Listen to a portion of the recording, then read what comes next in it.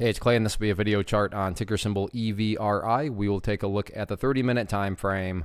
Real quick, what do I mean by 30-minute in case maybe you're new to charts? Instead of each one of these candlesticks here representing 1 day's worth of price action, which is what you would normally see, each one represents 30 minutes. So while this here may look like several days worth of time, it's actually today's price action broken down into 30-minute time slices. I like to this time frame and does a good job of telling the quote-unquote story of the price, and then makes mapping out levels of support and resistance a bit easier to see.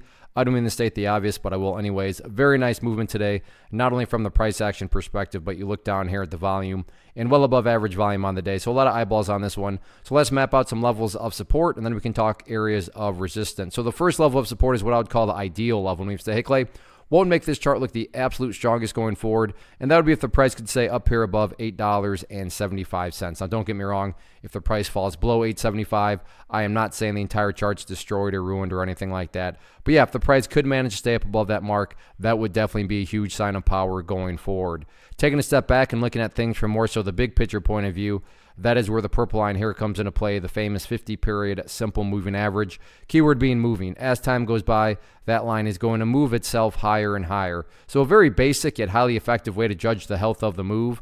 That right there being defined as the move. Just watch that purple line. As long as the price stays above that line, as the line itself moves higher and higher, then the bulls are in full health, the bulls are in full control. However you can best visualize that, that is what is being represented. Again, yeah, staying up above 875 would be great, but from the grand scheme of things, as long as the price is above that purple line, then the bulls are 100% in full ownership of the chart. What about levels of resistance?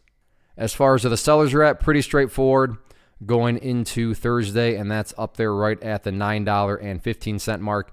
You can see several times, today, right there in the first 30 minutes, yeah, the price did get up above it, but that didn't last very long.